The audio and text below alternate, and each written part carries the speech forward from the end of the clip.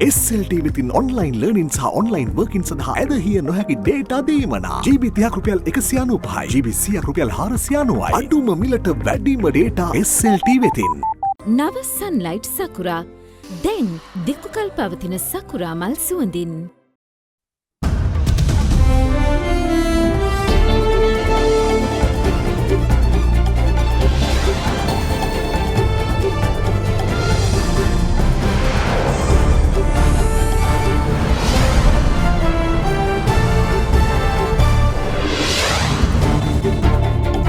අද 2020 ජූලි 28 අඟහරුවාදා සිරස්තල 2016 සහ 19 කාලය තුළ මධ්‍යම සංස්කෘතික අරමුදලේ රුපියල් බිලියන 11ක මුල්‍ය වංචාවක් කමිටු වාර්තාව අගමැතිට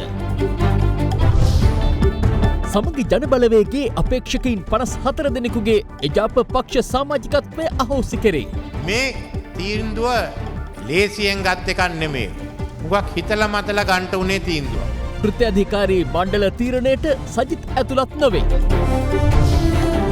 දින තුල සුව වූ වැඩිම කොවිඩ් රෝගීන් සංඛ්‍යාව ගෙවී ගිය පැය 24 දී වාර්තා වේ. ගණන 175ක්. රාජාංගනයේ සංචරණ සීමාත් ලිහිල් කෙරේ.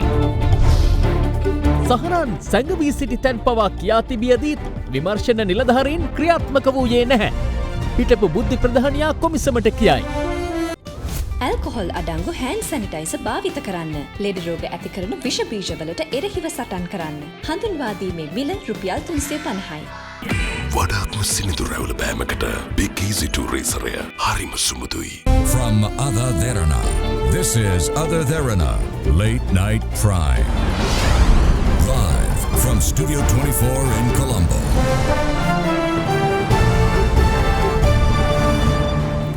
අයිබෝවන් ඔබ අදත් එක්වන්නේ අද දෙරන රාත්‍රී 10 ප්‍රධාන පුවත් ප්‍රකාශය සමග 2016 සිට 2019 කාල සීමාව තුළ මධ්‍යම සංස්කෘතික අරමුදලේ රුපියල් බිලියන 11ක මූල්‍ය වංචාවක් ඇතුළු තවත් අක්‍රමිකතා රැසක් සිදුව ඇති බව අද අනාවරණ කෙරුණා.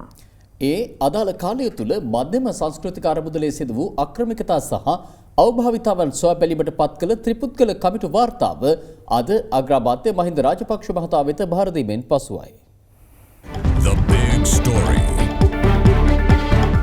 2019 දක්වා කාලය තුළ මධ්‍යම සංස්කෘතික අරමුදලේ සිදු වූ අක්‍රමිකතා සහ අවභාවිතාවන් පිළිබඳ සොයා බැලීමට අග්‍රාමාත්‍ය මහින්ද රාජපක්ෂ මහතා පසුගියදා කමිටුවක් පත් කළා. එම කමිටුවේ සභාපති ලෙස විශ්‍රාමලත් මහාධිකරණ විනිසුරු ගාමිණී සරත් එදිරිසිංහ මහතාත් සෙසු සමාජිකයින් ලෙස විශ්‍රාමික කැබිනට් අමාත්‍යාංශ හිටපු ලේකම් ගෝඨාභය ජයරත්න සහ ජ්‍යෙෂ්ඨ නීතිඥ හරිගුප්තා රෝහණදීර යන මහත්වරුන් කටයුතු කරනු ලැබුවා. පිටු 142කින් සමන්විත එම කමිටුවේ වාර්තාව අද අග්‍රාමාත්‍යවරයා වෙත බහර දුන් අතර එහි අදාළ කාල සීමාව තුළ බරපතල මුදල් අවභාවිතාවන් සිදුව ඇති බවට අනාවරණ කර තිබෙනවා. කමිටු වාර්තාවට අනුව පසුගිය ජනාධිපතිවරණ සමයේදී ස්ථාවර ගිණුමෙන් රුපියල් මිලියන 400ක් කිසිදු අනුමැතියකින් තොරව නිදහස් කර තිබෙනවා. එමෙන්ම නියමිත අනුමැතියකින් තොරව ස්ථාවර තැන්පත් ආපසු ගැනීමේ හා තැන්පත් පොලි ආදායම් අහිමිවීමෙන් රුපියල් මිලියන 2608ක්ද නීත්‍යානුකූල අනුමැතියකින් තොරව සිසු දහම් සෙවන වැඩසටහන යටතේ ඉදිකිරීම සඳහා රුපියල් මිලියන 753ක්ද සංචාරක ප්‍රවේශපත්‍රවල ඩොලර් ආදායම රුපියලට පරිවර්තනය කිරීමේදී සිදු වූ අලාභය ලෙස රුපියල් මිලියන 48ක්ද පුරාවිද්‍යා භාරය සඳහා නියමිත දායකත්ව මුදල් නොගෙවා නීති විරෝධීව වෙනත් කටයුතු සඳහා වැය කළ මුදල රුපියල් මිලියන 2266ක්ද අපේගම ව්‍යාපෘතියේ දේපළ පැවරීමේදී සිදු වූ අලාභය රුපියල් මිලියන 8ක්ද විධිමත් අනුමැතියකින් තොරව සංස්කෘතික ආධාර සහ ප්‍රදාන ලෙස ලබා දුන් රුපියල් මිලියන 2316ක්ද බඳවා ගැනීමේ පටිපාටියේ අනුමත සීමා ඉක්මවා අවිධිමත් බඳවා ගැනීම සඳහා වැටුප්පා දීමනා ලෙස රුපියල් මිලියන 3060ක්ද වශයෙන් රුපියල් මිලියන 11059ක මුදලක් අවභාවිත කර ඇති බව එහි සඳහන්. සිදුව ඇති මුල්‍යමය අක්‍රමිකතා සහ අවභාවිතයන් මෙන්ම පරිපාලන අක්‍රමිකතා වෙනුවෙන් අදාළ පාර්ශව සඳහා නීතිමය ක්‍රියාමාර්ග ගැනීමට කමිටුව නිර්දේශ කර තිබෙනවා. මහා භාණ්ඩාගාරයේ අනුමැතියකින් තොරව මධ්‍යම සංස්කෘතික අරමුදල ජංගම ගෙනුම් 25ක් ආරම්භ ඇති අතර මුදල් රෙගුලාසි උල්ලංඝනය කරමින් උපාංග මිලදී ගැනීම විදේශ ආදායම් සහිත අරමුදල් ව්‍යාපෘතිවල මුදල් ගිණුම්ගත කිරීමේ දෝෂ සහ ගෙවීමේ පටිපාටියෙන් බැහැර මුදල් ගෙවීම සඳහා පසුව ලේඛන සකස් කර ඇති බවත් එම වාර්තාවෙන් අනාවරණ කරනවා. මේවා සොයා බලලා නීතිපතිවරයාට යොමු කරලා නීතිමය ක්‍රියාමාර්ග මේ අයට විරුද්ධව එරෙහිව ගන්න කියලා අපි නිර්දේශ කරලා තියෙනවා. සමගි ජන බලවේගයෙන් මහමැතිවරණයට ඉදිරිපත් වන අපේක්ෂකයින් 54 දෙනෙකුගේ පක්ෂ සමාජිකත්වය අහෝසි කිරීමට අද රැස් වූ එක්සත් ජාතික පක්ෂ කෘත්‍ය අධිකාරී මණ්ඩලය තීරණය කළා. කෙසේ වෙතත් සමගි ජන බලවේගයේ නායක සජිත් ප්‍රේමදාස මහතා සම්බන්ධයෙන් එක්සත් ජාතික පක්ෂ කෘත්‍ය අධිකාරී මණ්ඩලය අද දින තීන්දුවක් ගෙන නැහැ. එක්සත් ජාතික පක්ෂ කෘත්‍ය අධිකාරී මණ්ඩලය අද පෙරවරුවේ ස්ථිරිකොත පක්ෂ මූලස්ථානයේදී රැස් වුණා. ඒ එක්සත් ජාතික පක්ෂ නායක රනිල් වික්‍රමසිංහ මහතාගේ ප්‍රධානත්වයෙන්. එහිදී සමගි ජනබලවේගයෙන් නාමයෝජනා භාරදී ඇති අපේක්ෂකයින් 54 දෙනෙකුගේ පක්ෂ සමාජිකත්වය අහෝසි කිරීමට කෘත්‍ය අධිකාරී මණ්ඩල අනුමැතිය හිමි වුණා. පක්ෂ සමාජිකත්වය අහෝසි වූ අය අතරට අජිත් පී පෙරේරා, සුජීව සේනසිංහ, රංජන් රාමනායක හා ෆීල්ඩ් මාර්ෂල් සරත් ෆොන්සේකා ඇතුළත්. කෙසේ වෙතත් සමගි ජනබලවේගයේ නායක සජිත් ප්‍රේමදාස මහතා සම්බන්ධයෙන් ඉදිරියේදී තීරණයක් ගැනීමට නියමිත බව එක්සත් ජාතික පක්ෂ ආරංචි මාර්ග සඳහන් කළා. මෙතන දැන් 54ට අමතරව කෙනෙකුට පක්ෂ සමාජිකත්වයේ අහෝසි වුණේ නැහැ කියන එකෙන් අදහස් වෙන්නේ නැහැ. ඔවුන්ට ඒක නොකරනවා කියලා. ඔවුන්ටත් ඉතා ඉක්මනින් එනවා. තරාතිරම මෙතනට අදාළ නැහැ. එමෙන්ම එක්සත් ජාතික පක්ෂයෙන් තේරීපත් වූ පළාත් පාලන මන්ත්‍රීවරුන් 61 දෙනෙකුගේ පක්ෂ සමාජිකත්වය අහෝසි කිරීමටද අද රැස් වූ කෘත්‍ය අධිකාරී මණ්ඩලය තීරණය කර තිබෙනවා. ඒ අනුව ඔවුන්ට මන්ත්‍රී ධූර අහෝසි වෙනවා ඉදිරි කාලයේදී. ඒ සමාජිකත්වයේ අහෝසි කිරීමේ ලිපි හෙට එක්සත් ජාතික පක්ෂයේ මූලස්ථානයෙන් ඔවුන්ට ලබා දීමට කටයුතු කරනු ලබනවා. හෙට දිනේදී මැතිවරණ කොමිසම දැනුවත් කරන්න බලාපොරොත්තු වෙනවා මේ සමාජිකත්වයේ අහෝසි කරපු සමාජිකයන්ගේ නාම ලේඛනය. ඒ වගේම පළාත් පාලන මන්ත්‍රීවරුන්ගේ සමාජිකත්වයේ අහෝසි කිරීමේ ලයිස්තුව මැතිවරණ කොමිසමට ලබා දෙනවා. ඊට පස්සේ අපි මැතිවරණ කොමිසමට නම් යවනවා මේ ඒ වෙනුවට අනුප්‍රාප්තිකයන් වශයෙන් පත් කරන මන්ත්‍රීවරුන්ගේ නාම ලේඛනය. එක්සත් ජාතික පක්ෂ කෘත්‍ය අධිකාරී මණ්ඩලය ගත් තීන්දුව සම්බන්ධයෙන් අද පස්වරුවේ නිවේදනයක් නිකුත් කළ සමගි ජනබලවේගයේ පවසන්නේ එළඹෙන මහමැතිවරණයේ නියත පරාජය හමුවේ ආණ්ඩුව ශක්තිමත් කිරීමට රනිල් වික්‍රමසිංහ මහතා සිය අවසන් දේශපාලන තුරුම්පුව ක්‍රියාවට නංවා ඇති බවයි. එක්සත් ජාතික පක්ෂය ගත් මෙම තීරණයෙන් ආණ්ඩුව සහ වික්‍රමසිංහගේ ඩීල් දේශපාලනය යළි යළිත් තහවුරු වන බව අදාළ නිවේදනයේ සඳහන්. එහි වැඩිදුරටත් සඳහන් වන්නේ දේශපාලනය තුළ පක්ෂ සමාජිකයින් පළවා හැරීමත් නෙරපා හැරීමත් තුළ පක්ෂ අභ්‍යන්තර ප්‍රජාතන්ත්‍රවාදය වලපල්ලට යවමින් දශක 3කට වැඩි කාලයක් ජයග්‍රහණයක් ලබා නොදී ආණ්ඩුවට තවදුරටත් මුක්කු ගසන වික්‍රමසිංහ කල්ලියට අගෝස්තු 5 වනදා ජනතාව නිසි පිළිතුරු ලබා දෙනු ඇති බවයි. මේ අතර රඹුක්කන පැවති ජනහමුවකදී එක්සත් ජාතික පක්ෂ නායක රනිල් වික්‍රමසිංහ මහතා කෘත්‍යාධිකාරී මණ්ඩලයගත් තීරණය පිළිබඳ මෙලෙස අදහස් පළ කළා. තර්ජනයකින් එක්සත් ජාතික පක්ෂය ආරක්ෂා කරන්නට අපි අද ක්‍රියා කළා. ඒ විනය පරීක්ෂණ අවසන් කළා. ඒ රීතිය උල්ලංඝනය කළා තියෙනවා. ඉවත් කරන්න ඕන, සමාජ ඉවත් කරන්න ඕන කියන ඒ සියල්ලම අද කෘත්‍යාධිකාරී මණ්ඩලයේ රැස් වෙලා සලකලා බලලා අපේක්ෂාකත්වයේ දරන මං හිතන්නේ 54ක් නේද? 54කුත් ඒ වගේම සහභාගී වෙන එක්සත් ජාතික පක්ෂයෙන් පත් වුණ ප්‍රාදේශ සභා මන්ත්‍රීවරුන් ඒ වගේම ඉවත් කරන්නට කියලා ඒ තීන්දුව අරගෙන ඉවරයි. මේ තීන්දුව ලේසියෙන් ගත් එකක් නෙමෙයි. මුගක් හිතලා මතලා ගන්න උනේ තීන්දුවක්. මොකද එක්සත් ජාතික පක්ෂය ආරක්ෂා කරන්න මට පුළුවන් හැම පියවරක්ම අරගත්තා. අපි ප්‍රේමදාස ජනාධිපතිකට හිටියා. මේ අය වෙන් වෙලා ගිහින් වෙනම පක්ෂයක් ඇදුවා රාජාලියා පක්ෂය. මේක රාත්‍රියේ උනේ පාන්දර මං ගියා අපේ හිටපු ජනාධිපති ජේ.ආර්. ජයවර්ධන මහත්මයා හම්බෙන්න. මං කිව්වා සර් මම තීරණය කරා පක්ෂය ආරක්ෂා කරන්න ඕන කියලා යාළුකම පැත්තකට දාලා හරි මං ක්‍රියා කරා කියලා. එතකොට ජේ.ආර්. ජයවර්ධන මහත්මයා ඒක හරියටම හරි කිව්වා. මම ගාමිණී ලලිත් කියන්නේ ප්‍රේමදාසට කැමති නැත්නම් කැබිනට් මණ්ඩලයෙන් අයින් වෙලා පක්ෂයේ ඉඳගෙන ප්‍රේමදාසට විරුද්ධව සටන් කරන්න කියලා. ඒත් ගිහින් දෝෂාභියෝගය කරන එක හරි නෑ කියලා කිව්වා. මට ඒ ගැන අනික මට ප්‍රේමදාස ජනාධිපතිගෙත් හිතන්න මට එකක් මතක් වුණා. එතුමා අගමැති හිටපු කාලේ මට කිව්වා මාව අගමැති කරේ ජේ.ආර්. ජයවර්ධන ජනාධිපතිතුමා. එතුමාගේ අගමැතියට වැඩ කරන කාලෙකදී කිසි විටක මමත් එතුමත් අතර විශාල ප්‍රතිපත්ති ප්‍රශ්නයක් ඇති වෙනවනම් දේශපාලන ප්‍රශ්නයක් ඇති වෙනවනම් රනිල් එදාට මම දේශපාලනයෙන් විශ්‍රාම ගන්නවා. මම මේ නායකයාට විරුද්ධව යන්නේ නැහැ කිව්වා. අන්න එහෙමයි අපි හැදිලා තියෙන්නේ.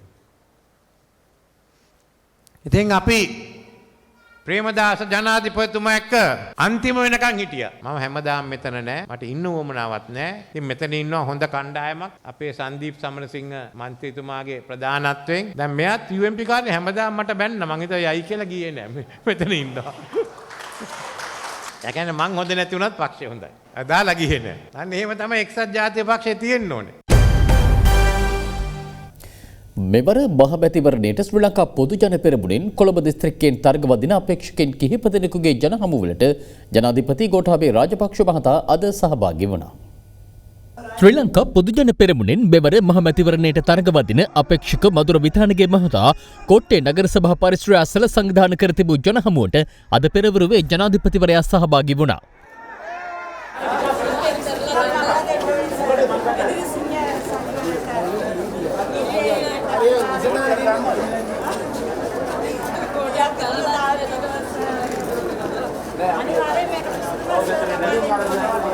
තමන් පාර්ලිමේන්තු මන්ත්‍රීවරයෙකු ලෙස පත් වූ පසු මන්ත්‍රීවරයෙකුට හිමිවන අධිසුකෝපභෝගී තීරුබදු රහිත වාහන බලපත්‍රය ලබා නොගන්නා බවට මధుර විතානගේ මහතා මෙහිදී ජනාධිපතිවරයාට ප්‍රතිඥාවක් ලබා දුන්නා.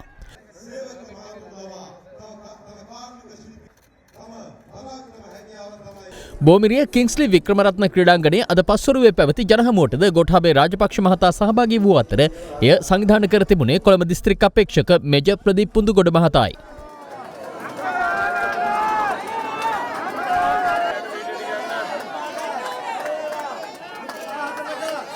මේ අතර අපේක්ෂක මහේෂාල් මේදා මහතා හංවැල්ල නව පොළ පරිශ්‍රය සංවිධානය කළ ජනහමුවට ජනාධිපතිවරයා අද පස්වරුවේ පැමිණියා.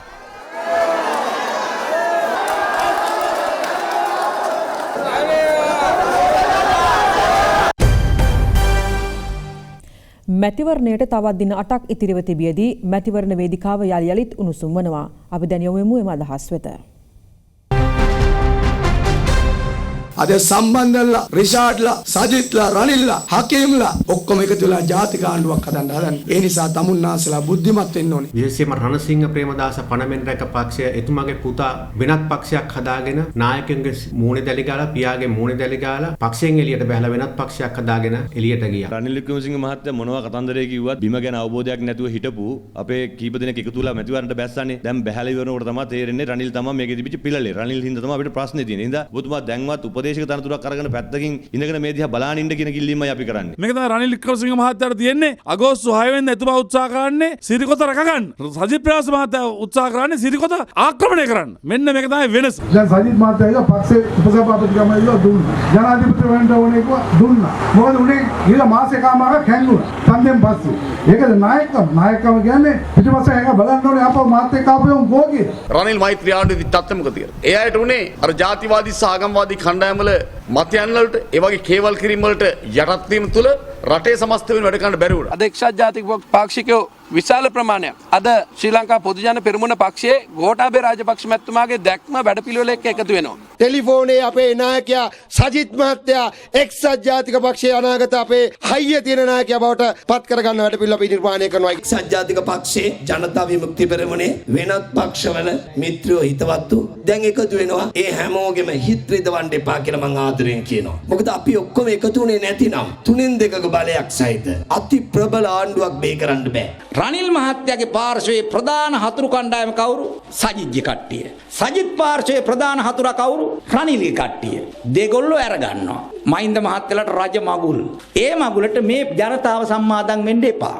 ඒ දෙගොල්ලෝ කොහොමටත් මගුල් කන කට්ටිය. අද අපිට අවශ්‍යලා තියෙන විනයගරුක සමාජයක් ගොඩනගන්නට. අද මත්කුඩු අල්ලන්නට ගිය මිනිස්සු තමයි මත්කුඩු විකුණලා තියෙන්නේ. ඒ වගේම ත්‍රස්තවාදයේ වගේම අද ජනතාවට විශාල පිළිලයක් වෙලා තියෙන පාතාලය අපි අවසන් කරන්නට ඕනේ. හරියන කට්ටියක් ඕනේ කියන එකේ තේරුම හරියන්නේ නැති කට්ටියක් මේ ලයිස්තු ඉන්නවා කියන කාරණා. ඒ වගේම හිටපු ලයිස්තු වලත් හිටපු මන්ත්‍රීවරු අතරත් එහෙමයි ඉන්නවා කියන කාරණා. ඒ නිසා අපි තේරුම් ගන්න ඕනේ වැඩ කරන ජනාධිපතිතුමාට වැඩ කරන්න පුළුවන්. ඔබ දෙන හිතන ඔබ වෙනුවෙන් කැප වෙන මහජන නියුක්තිය අවශ්‍යයි. බලයට සහ මුදලට යට නොවන ජාතිකවාදීන් අනාගත පාර්ලිමේන්තුවට යැවිය යුතු බව ශ්‍රී ලංකා පොදුජන පෙරමුණේ කොළඹ දිස්ත්‍රික් අපේක්ෂක උදේ ගම්මන්පිල මහතා පවසනවා. ගම්මන්පිල මහතා සහ තවත් දේශපාලනඥයින් මැතිවරණ වේදිකාවේ පළ කළ අදහස් කිහිපයක් දැන්. ශ්‍රී ලංකා පොදුජන පෙරමුණේ කොළඹ දිස්ත්‍රික් අපේක්ෂක මధుර විතානගේ මහතාගේ ජය තහවුරු කිරීම වෙනුවෙන් අද පෙරවරුවේ ජනාධිපති ගෝඨාභය රාජපක්ෂ මහතාගේ ප්‍රධානත්වයෙන් පැවති ජනහමුවේදී උදේ ගම්මන්පිල මහතා මෙලෙස අදහස් පළ කළා. මිත්‍රවරුනි, මధుර තමන් රටට ආදරය කරන කෙනෙක් ඊළඟ පාර්ලිමේන්තුවේ මන්ත්‍රීවරු මිලදී ගැනීමේ සෙල්ලම ආරම්භ කරන්න පුළුවන්. බලයට යට වෙන්නේ නැති මුදුලට විකිරෙන්නේ නැති ජාතිකවාදීන්ගෙන් අනාගත පාර්ලිමේන්තුව පිරවන්න ඕනි. එහෙම පිරුණොත් විතරයි අපිට බය නැතුව ගෝඨාභය මැතිතුමාට සහාය දෙන පාර්ලිමේන්තුවක් හැදුවා කියන විශ්වාසය හදාගන්න පුළුවන් වෙන්නේ. මధుර කියන්නේ Taman ජාතිකවාදී කියන එක වේදිකා ගිගුරුම් දෙන කතාවලින් නෙවෙයි. පෞගිය වසර පහේ ක්‍රියාවෙන් ඔප්පු කර කෙනෙක් කියන එක අපේ කෘතවේදීව සිහිපත් කරන්න ඕනි. ගෝඨාභයමෙන් වැඩක් කරන පුංචි ගෝඨාභයලා පිරිසක් අපි පාර්ලිමේන්තුවට යවන්න ඕනි. අන්න ඒ පිරිසට මధుර විතානකෙත් එකතු කරන්නයි අපි තමුන්නාන්සලාගෙන් ඉල්ලා සිටිනවා. අර දුර්දාන්ත පියාපාන රජේ ඇවිල්ලා ගෝඨාභය රාජපක්ෂ මන්ත්‍රීතුමාව ආරක්ෂක හිටපු ලේකම්වරයාව අල්ලස්සා භූෂණ කොමිසමට කැඳවන දවසේදී එදා මට මధుරව එතන පාරේ දෙන්නේ. එතකොට ඔබේ එක මනාපයක් ඔබ කැමති නායකයන්ට මනාප දෙන්න හැබැයි මధుර වැඩි. ඒ පාර්ලිමේන්තුවේ සිටිය යුතු මහජනීයයන් ගැන සිතා එක මනාපයක්. තෝරාගේ මෞබිමට ආදරය කරන මෞබිමින් සටන් කළ නියම වීරයන් පස් දෙනෙක් මුල් පස් දෙනා හැටියට එනවා. ඊළඟ පහත් රටට ආදරය කරන පහක් වටපත් කරන්න. ආණ්ඩු පක්ෂයට එක නීතියක් විපක්ෂයට තව නීතියක්. ඒ නීතිය ක්‍රියාත්මක වෙන්න ආකාරය පිළිබඳව ඇත්තටම අපිට ලොකු කනගාටුවක් තියෙනවා. 2015ට කලින්ුත් ඔහොමයි. මේ ආණ්ඩු බලය හරියට ලැබෙන්නේ නැතුව පාර්ලිමේන්තුවක් නැතුව මේ අයට බහුතරයක් නැතුව බැරි වෙලා හරි මේ අයට බහුතරයක් පාර්ලිමේන්තුවක් අරගෙන ආණ්ඩුවක් හදාගත්තොත් නීතිය ගැන මොන කතාවද? මේ MCC ගිවිසුම එදා බිල්ලෙක් මවලා මේ ගැන රට පුරා මේ අන්තවාදය වපුර ගියා. අද මොනවාද වෙලා තියෙන්නේ? මේ බිල්ල අද පොඩි මීපැටියෙක් බඩපත් වෙලා. ඡන්දෙට ඉස්සලා කිව්ව ඉරා විසි කරනවා කියලා. තව දවස් 9යි තියෙන්නේ. කරුණාකර ඒ අභියෝගය ආකාරයෙන්ම ක්‍රියාත්මක කරන්න. සහරන් හෂිම් සැඟව සිටි ස්ථාන පවා වගකියුත්තන්ට තමා දැනුම් දී තිබූ පැවින් විමර්ශන අංශ නිසලෙස ක්‍රියාත්මක වූයේ නම් ඔහු අත්අඩංගුවට ගැනීමට හැකියාව තිබූ බව හිටපු රාජ්‍ය බුද්ධි අධ්‍යක්ෂ නිලන්ත ජයවර්ධන මහතා ජනාධිපති කොමිසම හමුවේ ඊයේ ප්‍රකාශ කළා. ඔහු වැඩිදුරටත් සඳහන් කළේ සහරන් හෂීම් ත්‍රස්තවාදියෙකු බව තමා 2019 ජනවාරි මාසයේදී ජාතික ආරක්ෂක කවුන්සිලට දැනුම් දුන් බවයි. සාක්ෂිකරු කොමිසමට පැවසුවේ තමා රාජ්‍ය බුද්ධි අධ්‍යක්ෂවරයා ලෙස සිටි කාලයේ පක්ෂ දෙකක් එකතු වී ආණ්ඩුවක් පිහිටුවා තිබූ බැවින් එම කාල සීමාව තුළ බුද්ධි නිලධාරියෙකු ලෙස තමන්ට මැදමාවතක ගමන් කිරීමට සිදු වූ බවයි. වැඩිදුරටත් සාක්ෂි දෙමින් ජයවර්ධන මහතා පැවසුවේ 2017 මාර්තු 10 වෙනිදා සිදු වූ අලියාර් ගැටුමෙන් පසු සැඟවුණු සහරාන් හෂීම් දිගින් දිගටම IS මතවාදය සාධාරණීකරණය කිරීම හේතුවෙන් ඔහු අන්තවාදියෙකු නොව ත්‍රස්තවාදියෙකු බව තමන් ජාතික ආරක්ෂක කවුන්සිලය දැනුවත් කර තිබූ බවයි. එබැවින් වහාම ඔහු අත්අඩංගුවට නොගතහොත් විශාල ප්‍රශ්නයක් ඇතිවන බවට තමන් ආරක්ෂක කවුන්සිලය දැනුවත් කළ බවත් ජයවර්ධන මහතා පැවසුවා. එසේම 2018 දෙසැම්බර් 26 වෙනිදා සිදු වූ මාවනැල්ල බුදුපිළිම කැඩීමේ සිදුවීම අන්තවාදී ක්‍රියාවක් බව තමන් ජාතික ආරක්ෂක කවුන්සිලයට දැනුම් දුන් බවත් එම සිද්ධියට මෙන්ම වනාතවිල්ලුවේ පුපුරණ ද්‍රව්‍ය සිදුවීමටද සහරාන් හෂීම් සම්බන්ධ බවත් පාස්කු ප්‍රහාරයට පෙර ලිඛිතව සහ වාචිකව ආරක්ෂක කවුන්සිලය දැනුවත් කළ බව ඔහු අනාවරණ කළා. කොමිසම විමසුවේ සහරාන් නොයෙක් ප්‍රදේශවල IS මතවාදය ප්‍රචාරණය කරන බව ඔබ දැන සිටියේද යන්නයි. සහරාන් හෂීම්ගේ වැනි ක්‍රියාකාරකම් පිළිබඳ තමන් දැන සිටි අතර සහරාන් කැකුණගොල්ල ප්‍රදේශයේ සැඟව සිටින බව තමන් වගකිව යුතු පාර්ශවවලට දැනුම් දී තිබූ බවත් ජයවර්ධන මහතා පැහැදිලි කළා. එමෙන්ම ජයවර්ධන මහතා කියා සිටියේ බුද්ධ්‍යංශ තොරතුරු ලබා දී තිබියදී විමර්ශනාංශය ඒ සම්බන්ධයෙන් අවධානයෙන් සිටිය යුතුව තිබූ අතර එක් විමර්ශනාංශයක් හෝ අවධානයෙන් සිටියේ නම් සහරාන් අත්අඩංගුවට ගැනීම අපහසු නොවන බවයි. නීතිපතිවරයා සිදු කළ ඉල්ලීමකට අනුව කුරුණෑගල පුරාවිද්‍යාස්ථානයට අදාළ සියලු ලිපිගොනු අධිකරණයට බාර දෙන ලෙස කුරුණෑගල මහේස්ත්‍රාත්වරයා විසින් නගරාධිපතිවරයා වෙත නියෝග කර තිබෙනවා. මහේස්ත්‍රාත්වරයා වයඹ පළාත් ආණ්ඩුකාරවරයාටද නියෝගයක් නිකුත් කරමින් සඳහන් කර ඇත්තේ කුරුණෑගල නගර සංවර්ධන කමිටුවේ සියලු ලිපිගොනු සහ සංක්ෂිප්ත වාර්තාද අධිකරණය වෙත ලබා දෙන ලෙසයි. තුන්වන සියවසේදී කුරුණෑගල රාජධානිය කරගත් දෙවැනි බෝනක බාහු රජුගේ රාජසභා මණ්ඩපයේ හෙවත් මඟුල් මඩුව ලෙස සැලකෙන ගොඩනැගිල්ලේ කොටසක් පසුගිය ජූලි 14 වනදා රාත්‍රියේ කුරුණෑගල මහනගර සභාව විසින් මෙලෙස ඩෝසර් කර කඩා ඉවත් කර තිබුණා. ඒ සම්බන්ධයෙන් සොයා බැලීමට අග්‍රාමාත්‍යවරයා පුරාවිද්‍යා අධ්‍යක්ෂ ජනරාල්වරයාගේ සභාපතිත්වයෙන් යුත් පංචපුද්ගල කමිටුවක් පත් කළ අතර එහි අන්තර්කාලීන වාර්තාවේ යෝජනා කර තිබුණේ පුරාවිද්‍යාත්මක වටිනාකමකින් යුතු කුරුණෑගල බුවනෙක ගොඩනැගිල්ල විනාශයට වගකිව යුත්තන්ට එරෙහිව නීතිමය පියවර ගන්නා ලෙසයි. මෙවන් පසුබිමක නීතිපතිවරයා සිදු කළ ඉල්ලීමකට අනුව කුරුණෑගල පුරාවිද්‍යා ස්ථානයට අදාළ සියලු ලිපිගොනු අධිකරණයට බහර දෙන ලෙස කුරුණෑගල මහේස්ත්‍රාත්වරයා විසින් නගරාධිපතිවරයා වෙත මේ වන විටත් නියෝග කර තිබෙනවා. එමෙන්ම මහේස්ත්‍රාත්වරයා වයිඹ පළාත් ආණ්ඩුකාරවරයාටද නියෝගයක් නිකුත් කරමින් සඳහන් කර ඇත්තේ කුරුණෑගල නගර සංවර්ධන කමිටුවේ සියලු ලිපිගොනු සහ සංක්ෂිප්ත වාර්තා අධිකරණය වෙත ලබා දෙන ලෙසයි. පුරාවිද්‍යා දෙපාර්තමේන්තුව ගොනු කර ඇති පැමිණිල්ල සම්බන්ධයෙන් ගරු නීතිපතිතුමාගේ උපදෙස් මත ඉල්ලීම් කිහිපයක් සිදු කිරීමට ජ්‍යෙෂ්ඨ රජයේ අධිනීතිඥවරයෙකු අද දින කුරුණෑගල මහේස්ත්‍රාත් අධිකරණය හමුවේ පෙනී සිටියා. ඒ අනුව ගරු නීතිපතිතුමාගේ ඉල්ලීම් ප්‍රකාරව කුරුණෑගල ගරු මහේස්ත්‍රාත්වරයා විසින් කුරුණෑගල නගරාධිපති වෙත නියෝගයක් නිකුත් කර තිබෙනවා.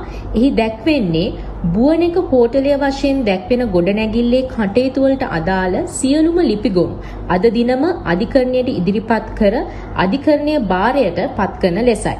තවද වයඹ පළාත් ආණ්ඩුකාරවරයා වෙත ගරු නීතිපතිවරයාගේ ඉල්ලීම් පරිදි ගරු අධිකරණයේ විසින් නියෝගයක් නිකුත් කර තිබෙනවා. එහි දැක්වෙන්නේ වයඹ නගර සංවර්ධන කමිටු රැස්වීම් වලට අදාළ ලිපිගොනු සහ අදාළ කමිටු රැස්වීම් සටහන් අද දිනම අධිකරණයේ භාරයට පත් කරන ලෙසයි. ජපානයේ ප්‍රමුඛතම තීන්ත දැන් එස්ලෝන් නිවසින් කන්සයි එස්ලෝන් ලෙඩ නැති තීන්ත. මෙරට COVID-19 ආසාදිතයින් අතරින් දිනක් තුල සුවය ලැබූ වැඩිම පුද්ගලයන් ගණන අද වාර්තා වුණා. ඒ ගත වූ පැය 24 තුල පුද්ගලයන් 175 දෙනෙකු සුවය ලබා රෝහල් වලින් පිටව යාමත් සමගයි. අද වන විට මෙරටින් වාර්තා වන COVID ආසාදිතයින් ගණන 2807ක්. කොවිඩ් ව්‍යාප්තිය හේතුවෙන් සංචරණය සීමා කළ රාජාංගන ප්‍රදේශයේ ගම්මාන කිහිපයක සංචරණ සීමාද ඊයේ පස්වරුවේ සිට ක්‍රියාත්මක වන පරිදි ඉවත් කර තිබෙනවා. COVID-19 වෛරස ව්‍යාප්තිය හේතුවෙන් සංචරණය සීමා කළ රාජාංගනයේ ප්‍රදේශයේ ගම්මාන කිහිපයක සංචරණ සීමා ඊයේ පස්වරුවේ සිට ක්‍රියාත්මක වන පරිදි ඉවත් කර තිබෙනවා. ඒ අනුව කළුන්දෑගම සිරිමාපුර හා යාය 1 ගම්මානයේ පොළ පිටුපස කොටස හැර සෙසු ප්‍රදේශත් යාය 2 ගම්මානයේ පූර්ණ වශයෙන්ුත් මෙලෙස සංචරණ සීමා ඉවත් කෙරුණා. රාජාංගනයේ ප්‍රාදේශීය ලේකම් කොට්ටාසේ තැපැල්චන්ද සලකුණු කිරීම හෙට සිදුවන අතර ඒ අනුව තැපැල්චන්ද දායකින් 420 දෙනෙකු ඊට සුදුසුකම් ලබා සිටින බව අනුරාධපුර දිස්ත්‍රික් ලේකම් RM වන්නිනායක මහතා ප්‍රකාශ කළා. මේ අතර කොවිඩ් මර්ධන රෙගුලාසිය ඇතුළත් ගැසට් පත්‍රයෙන් තමන්ට නිසි බලතල පවරන ලෙස ඉල්ලා මහජන සෞඛ්‍ය පරීක්ෂකවරුන් ආරම්භ කළ වෘත්තීය ක්‍රියාමාර්ගයේ සම්බන්ධයෙන් වන සාකච්ඡාවක් අග්‍රාමාත්‍ය මහින්ද රාජපක්ෂ මහතාගේ ප්‍රධානත්වයෙන් අද පෙරවරුවේ අරලියගහ මන්දිරයේදී පැවැත්වුණා. මහජන සෞඛ්‍ය පරීක්ෂකවරුන්ගේ සංගමය, සෞඛ්‍ය අමාත්‍යාංශයේ රජ්‍ය වෛද්‍ය නිලධාරීන්ගේ සංගමය, නීතිපති දෙපාර්තමේන්තුව නියෝජනය කරමින් නිලධාරීන් ඊට එක්ව සිටියා. මෙම ආඥාපනත ක්‍රියාත්මක කිරීමේදී මහජන සෞඛ්‍ය පරීක්ෂකවරුන්ට යම්කිසි ආකාරයකට නඩු කටයුත්තකට යෑමට අවශ්‍ය වනවා නම් එහිදී සෞඛ්‍ය වෛද්‍ය නිලධාරීගේ එකඟතාවය ඉන් ඔබට ගැටලුවක් තියෙනවා නම් සෞඛ්‍ය සේවා අධ්‍යක්ෂ ජනරාල්ගේ එකඟතාවය ලබා ගැනීම පිළිබඳව සියලු දෙනාගේම එකඟතාවය අද දින ලැබුණා. ඒ අනුව සිය වෘත්තීය ක්‍රියාමාර්ගයේ අත්හිටුවන බව මහජන සෞඛ්‍ය පරීක්ෂකවරුන්ගේ සංගමය අද පස්වරුවේ නිවේදනය කළා. මේ සමගින් රාත්‍රී 10 ප්‍රධාන පත්‍රිකාශය නිමාවට පත් කරනවා. මේ අනතුරු ඔබට එක්විය හැකි ඉතරන වාද පිටිය සමග. සුබ රාත්‍රියක්.